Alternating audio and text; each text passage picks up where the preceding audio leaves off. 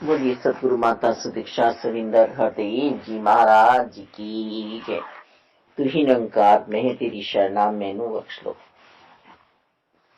सतगुरु स्वरूप प्यारी सासंग जी की पावन पवित्र चरणों में दसी अणिमा जी का मेरठ से कोटि कोटि धन्यवाद जी। आज का टॉपिक संतों ने दिया है ब्रह्म ज्ञान को लेकर जीवन में उतारे। इस एक परमपिता परमात्मा को जानने का एक ही माध्यम है ब्रह्म ज्ञान, और ये साकार सतगुरु जी प्राप्त कराते हैं। और जब हमारे जीवन में ब्रह्म ज्ञान आ जाता है तो प्रेम प्रकट हो जाता है। अब ये प्रेम देखे बिना तो हो ही नहीं सकता, आधा अधूरा सा रहता है। हमारे साकार सतगुरु माता सुदीक्षा जी हमें पहले प्रभु परमात्मा के दर्शन करा रही हैं, दीदार करा रही हैं, और फिर हमें इनसे प्यार हो रहा है, क्योंकि बिन देखी का प्यार कभी भी लुप्त हो सकता है, छुप सकता है। प्यार तो हमारे अंदर है, अग्नि तो है लकड़ी में, पर उसे माचिस की तिल्ली का सहारा लेना पड़ता है। इसी प्रकार हमारे अंदर प्रभु परमात्मा है, पर प्रकट तो निरंकार स्वयं आकर साकार रूप में करते हैं। और जब ये प्रकट हो जाते हैं तो हो आत्मा इतनी गदगद हो जाती है, आनंद में आ जाती है। फिर ये हमारे पास से जाते नहीं है।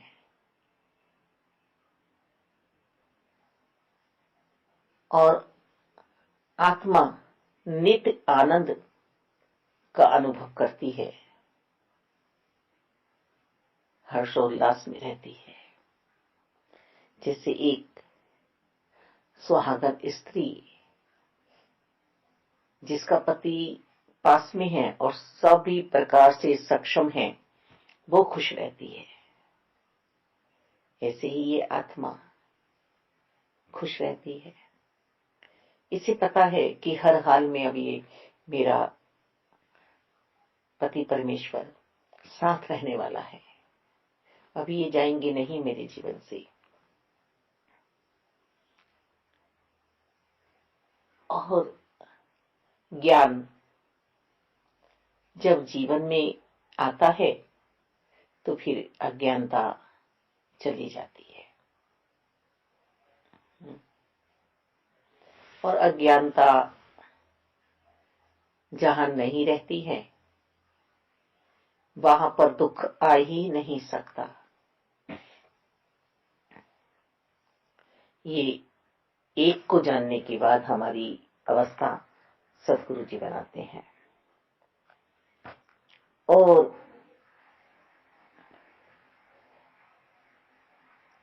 निरंकार प्रभु परमात्मा हमें वो क्षमता देते हैं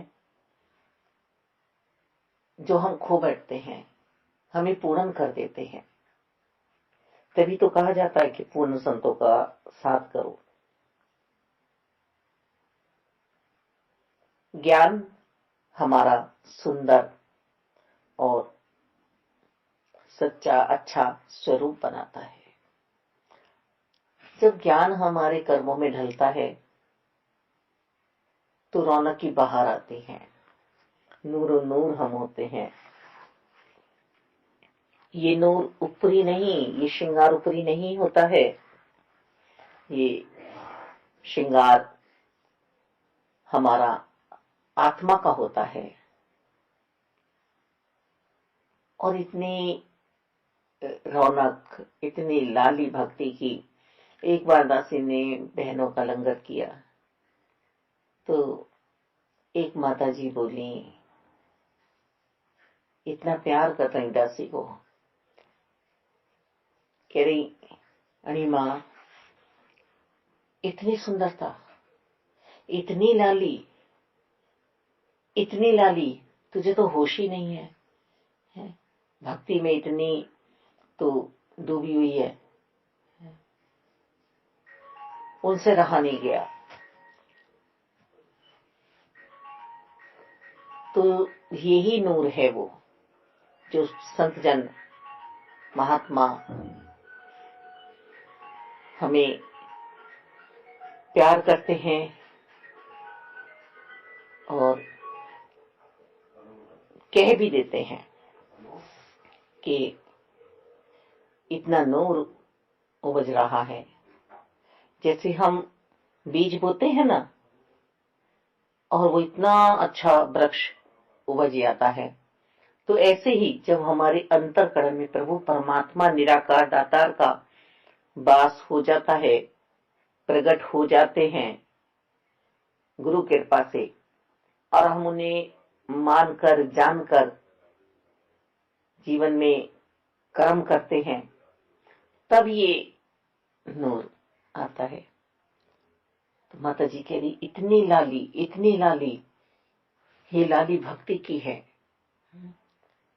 हमारे साथ में हुआ है ये, जब हमें ब्रह्म ज्ञान की दात प्राप्त हुई पूरे ही परिवार को, तो दासी की तो ये अवस्था हो गई थी कि बस एक बीच में अपने आंख को खड़ा पाती थी, आत्मा से, शरीर से, और चारों ओर जैसे हम जल में उतरते हैं स्नान करने के लिए सरोवर में, तो चारों ओर जल ही जल नजर आता है, ऐसे निरंकार नजर आ रहे थे। कुछ वस्तु नहीं दिख रही थी। बहुत ये दासी ने एहसास अपने जीवन में किया है कि कुछ नजर नहीं आता था, बस एक स्वयं और अंतःकरण में अद्भुत आनंद, ये अमोलक दात कि तू सर्वशक्ति है, परमात्मा का अंश है। तो ये परमात्मा का अस्तित्व महसूस होता था, और बाहर जो सब कुछ है, जो माया है, जो नजर आता है हमें, वो कुछ नजर नहीं आता था। वो सिर्फ और सिर्फ प्रभु का अस्तित्व, अंदर भी बाहर भी। तो ऐसा नजारा दासी ने अद्भुत एहसास किया है। और जब इस परमपिता परमात्मा को देख लिया, तो फिर कौन बेगाना, कौन पराया, कौन अपना, जो प्रभु का वो हमारा। क्योंकि अब मन को प्रभु की बातें भाती हैं, अब प्रभु की चर्चा के बिना रह ही नहीं सकती दासी। जहां भी बैठना होता बस प्रभु प्रभु प्रभु, गुरु गुरु। कहा भी बहुत लोगों ने तुझे और कुछ बात आती ही नहीं, वास्तव में नहीं आती है, मैं नादान हूं। दासी आज भी यही कहती है। अभी रात भी एक परिवार से बात हो रही थी, नहीं बैठ सकती, दासी नहीं कर सकती कुछ और बात। और संसार में बाबा जी जब तक रहे शरीर, चाहे आज ले जाओ, चाहे अभी ले जाओ, बस यही आपसे कृपा मांगती है, अंत सांसों तक आप ही की चर्चा, आप ही का ध्यान, आप ही की मस्ती चढ़ी रहे मेरे मालिक दातार।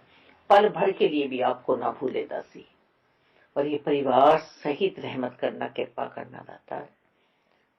वास्तव में सारे कार्य होते हैं, हम ही करते हैं, ये शरीर ही करता है, निरंकार कराते हैं। पर जो इनके नाम सरोवर में डूब गया, जो इस नाम सरोवर में उतर गया, बात तो उसकी है परमात्मा, बात तो उसकी है। हे परमपिता परमात्मा, तुम दूर मत जाना।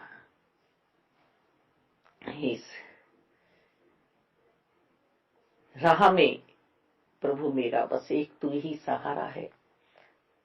साकार सदगुरु माता सुदीक्षा जी के बिना रह नहीं सकते। अभी परसों दासी को ऐसा आभास हुआ कि दासी गाड़ी में बैठी हुई है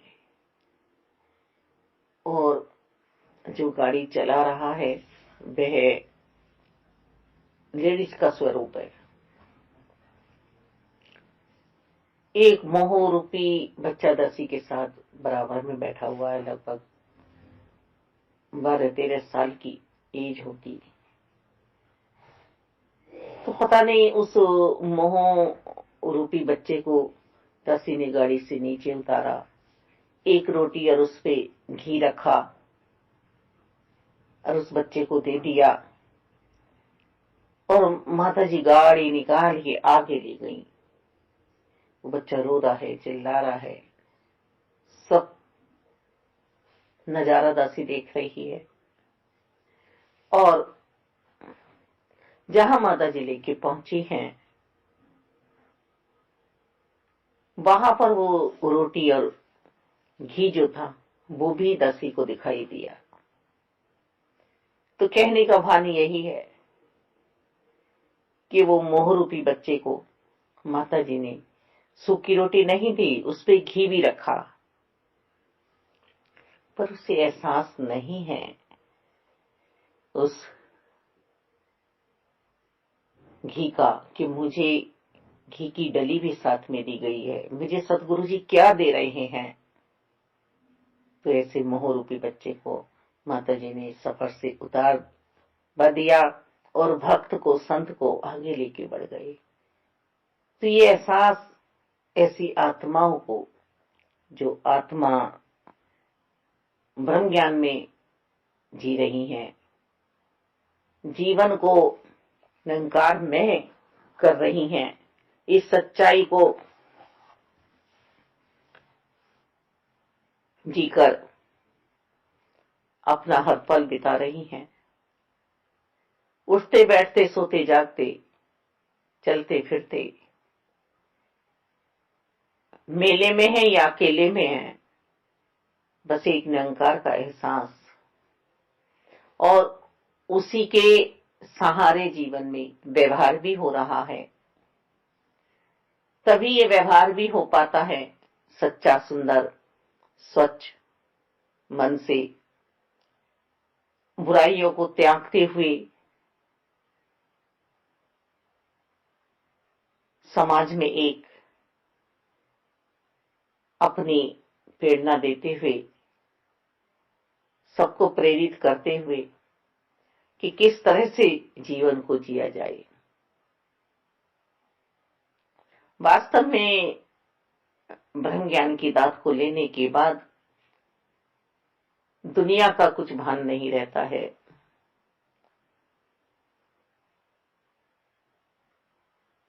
कुछ हम ऐसा नहीं कर सकते कि अपने लिए हो। ये व्यवहार सदगुरु माता सुदीक्षा जी स्वयं करके दिखा रही हैं। हम YouTube पे माता जी के दर्शन करते हैं हर पल, एक ही जज्बा। माता जी ये नहीं कह रही हैं, सतगुरु बाबा बूटा सिंह जी, सतगुरु बाबा अवतार जी, सतगुरु बाबा गुरबचन जी, सतगुरु बाबा हरदेव जी, सतगुरु माता सविंदर जी, सतगुरु माता सुदीक्षा जी, आज हमारे राजपिता जी, ये कोई भी नहीं कह रहा कि मैं निरंकार हूं, मैं ईश्वर हूं।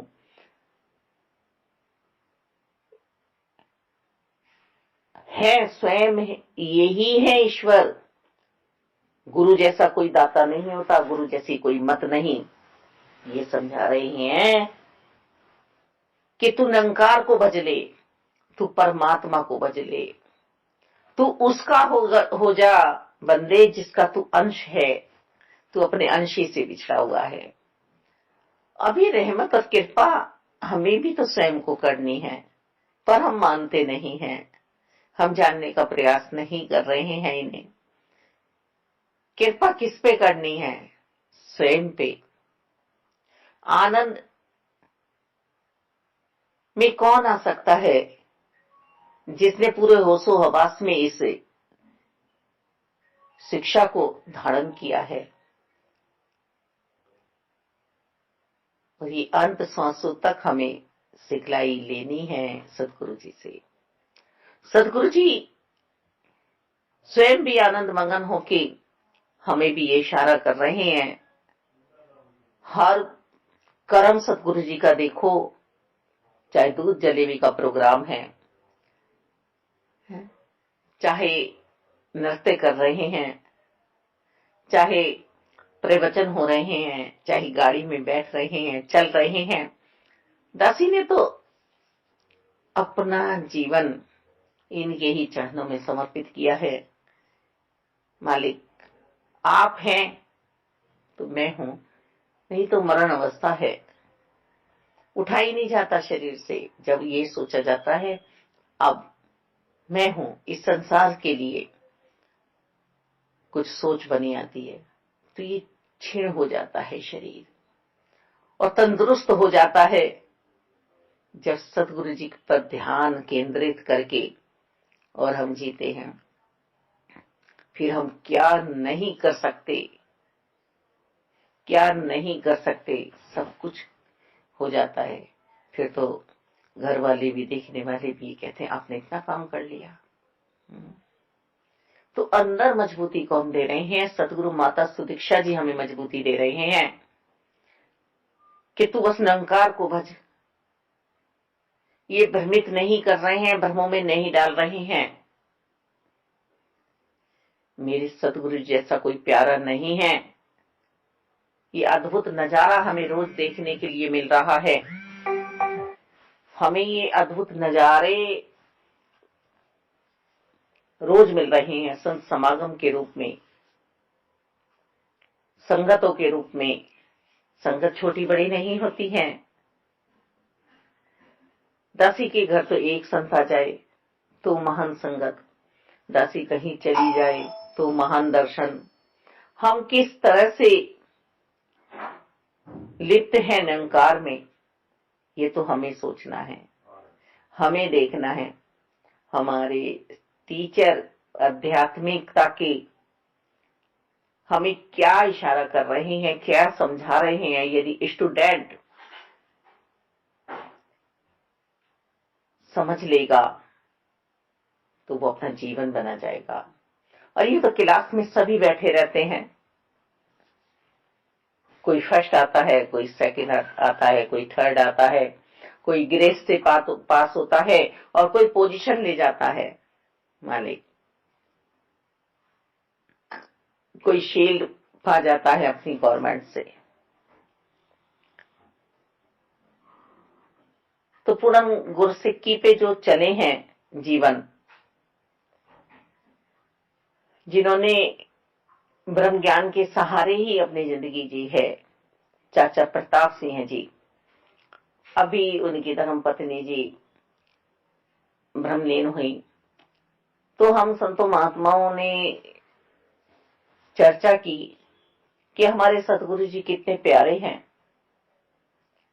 कि सन 80 में सतगुरु बाबा गुरबचन जी के साथ सतगुरु जी के लाडले अनन्य भक्त चाचा प्रताप सिंह जी, जो संत निरंकारी मिशन में भक्ति का स्वरूप है, सभी जानते हैं इस नाम को, अमरता प्राप्त की। तो गुरु ने कितने सालों तक इस परिवार को संभाला। सदगुरु जी बीच में नहीं छोड़ रहे हैं, हम हाथ छोड़ के भाग सकते हैं। जब ब्रह्म ज्ञान सदगुरु जी हमें देते हैं और जीवन में लाते हैं तो 5 प्रण भी देते हैं, प्रतिज्ञा हमसे कराते हैं कि तन मन धन निरंकार का है, निरंकार का ही समझना।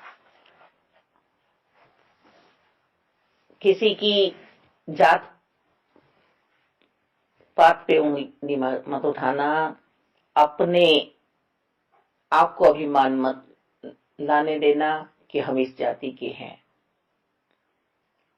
जात पात के बंधनों में पड़ के भक्ति नहीं होती है।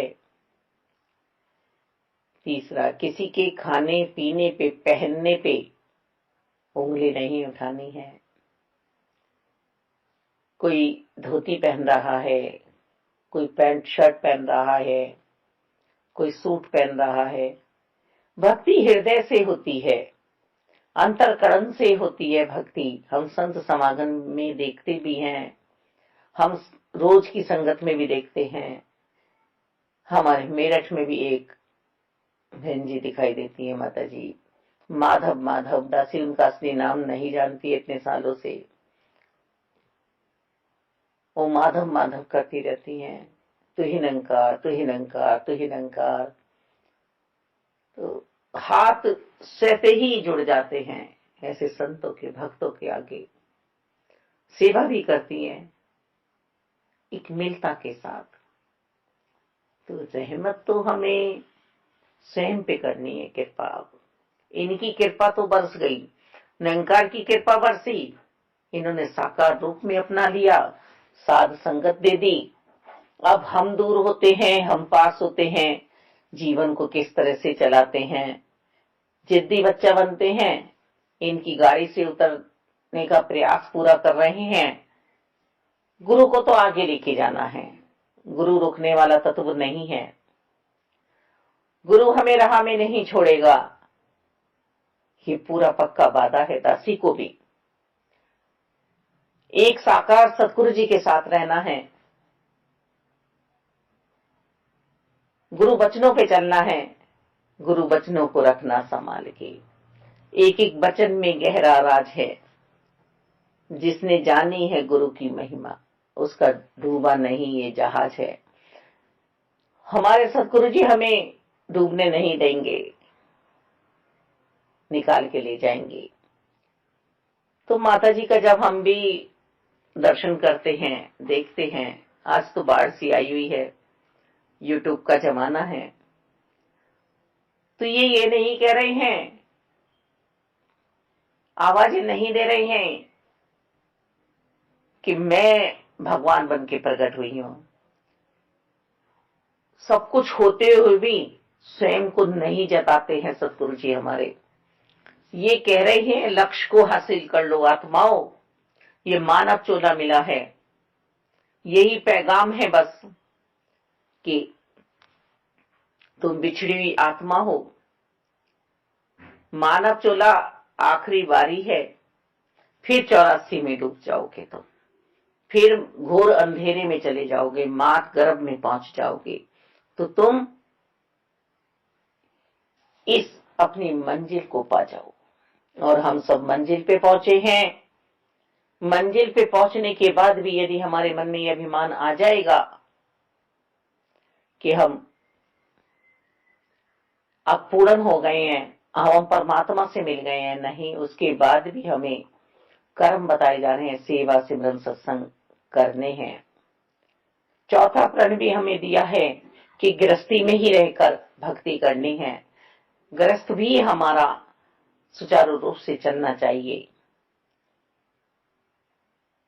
और ब्रह्म ज्ञान पाकर यदि घट घट में, जैसा हमें समझाया जा रहा है कि हर घट में निरंकार है, तो क्या घर में निरंकार नहीं है? सभी संगी साथियों में आप हृदय से सबका सत्कार करो, आप हृदय से सबका साथ दो, फर्ज निभाओ, अधिकार मत जताओ। आप सबके साथी बनो। आपने परमात्मा को जाना है, आपने परमात्मा को देखा है, आपने परमात्मा को अपने पास से जाने नहीं देना है। ये संतों ने, महात्माओं ने पहचाना है इस परम सत्ता को। तो इस परम सत्ता में रहकर ही अपने जीवन को व्यतीत करना है। यही माता जी पैगाम दे रहे हैं। और इसी बात को लेकर संत निरंकारी मिशन की स्थापना भी हुई। सदगुरु बाबा बूटा सिंह जी ने सन 1929 में इसकी स्थापना की, पेशावर पाकिस्तान से, कि जो मुझे मिला है मेरी आत्मा गदगद हुई है। वास्तव में दासी के साथ तो ऐसा ही हुआ है और ऐसा ही होता है। मालिक, कितना भी शरीर पे दुख परेशानी हो, पर जब ये साथ होते हैं तो कोई दुख परेशानी महसूस ही नहीं होती है। आत्मा को बलवान बनाना है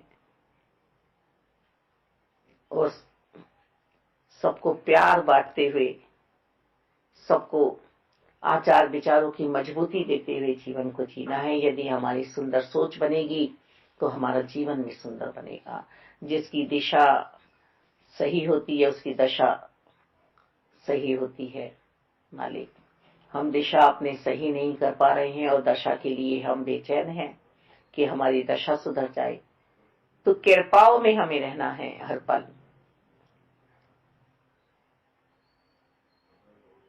ये अपने जैसा बना रहे हैं, अपने जैसा स्वरूप दे रहे हैं। पांचवा प्रण, पांचवी प्रतिज्ञा कि सतगुरु जी ने जो ब्रह्म ज्ञान हमें दिया है वो किसी और पे खोलना नहीं है बिना गुरु जी की इजाजत की। फूल के मसलने में देरी है पर प्रभु परमात्मा के प्रकट होने में देरी नहीं है। तो रहमत करो, कृपा करो, इस ज्ञान को हम खोने ना दे, अज्ञानता में ना पहुंचे। कर्म मुझे भाते हैं अर्जुन, हमें कर्महीन नहीं होना है। भौतिकता के सभी काम हमें करने हैं, बिजनेस भी, पढ़ाई भी, घर के काम भी। हम अपने पति से यही कहते रहें, हमें ये दो, हमें ये दो, हमें ये दो, हमें ये दो, बात बनेगी? आप ही देखिए कि हर पल यदि पत्नी यही शोर मचाती रहेगी, आज एक साड़ी लाए हैं, कल एक साड़ी ला दें, परसों भी फिर हमारी ये इच्छा बन जाए फिर सूट ला दें, फिर हमारी इच्छा बन जाए अंगूठी ला दें, फिर दूसरे दिन हमारी इच्छा बन जाए कि कुंडल ला दें, फिर लाते ही रहेंगे तो हमारे वो पति हैं। और यदि उन्होंने नहीं ला के दिया तो हम उन्हें उल्टी उल्टी गाली देंगे, कलेश करेंगे, ये करेंगे, वो करेंगे, बुरा व्यवहार करेंगे उनके साथ।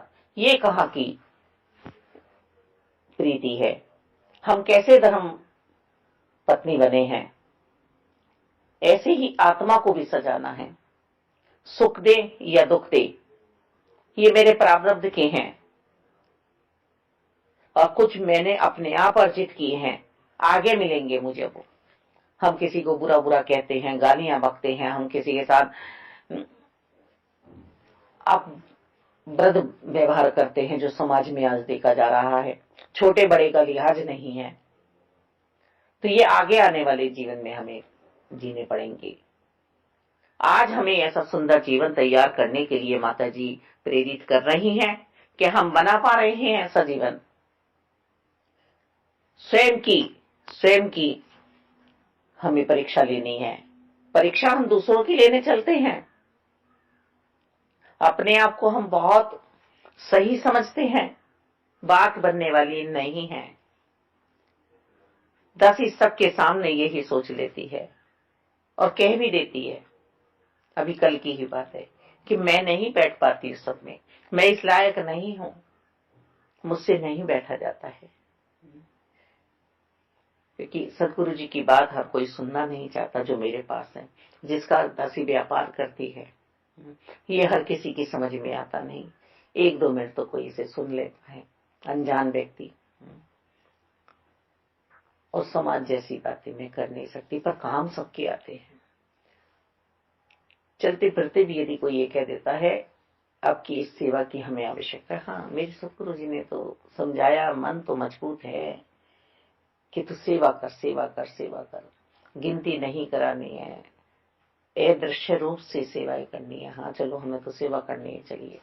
तो यही ब्रह्म ज्ञान हमारे सतगुरु जी ने हमें दिया है और इसी ब्रह्म ज्ञान का हमें अपने जीवन में इस्तेमाल करना है।